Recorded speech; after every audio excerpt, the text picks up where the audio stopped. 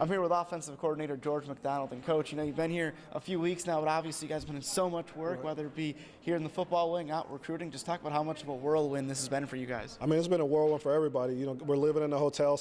Coach Lester just had a baby today, so it's an awesome deal for him. But I think as a staff together, we really came in, hit the ground running, and trying to do the best thing we can to get this class together and really put together a strong class for the upcoming season. What was the reception you got from recruits going out on the road over the past month or so? I think it was good. Obviously Syracuse has a great foundation, but it's a little bit new blood, a little bit new personality selling the program. So I think it was a great reception all across the country, and I think that's a testament to the type of kids we're able to attract in such a short time.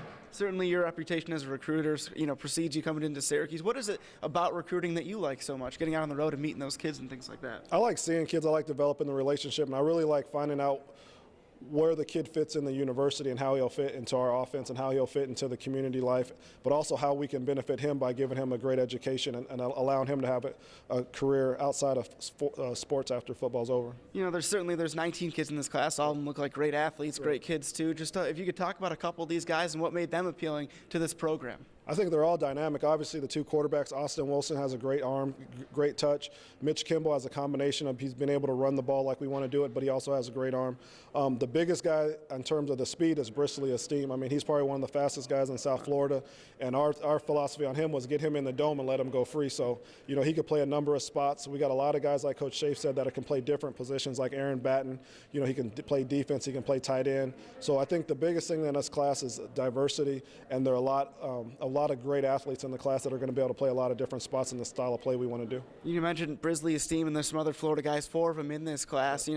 How do you pitch Syracuse coming up to the north here to a guy from Miami or from Florida in general? I think Syracuse is an easy sell. Once it's a top 30 institution, it's small classes, it's a great environment. We have great fans, and the biggest thing is we play inside. So you might have to walk through the snow, but you're going to play inside, and with the fans and with the education that they can get here, it's an easy sell. I mean, kids want to get educations, they want to go out of state, they're going to play fast, so it's a great opportunity for offensive guys. And last thing I'll ask you, Coach, certainly as we move forward here in the technology age, a lot of social media comes into play now. How do you utilize social media, whether it be Twitter, Facebook, what have you, in recruiting?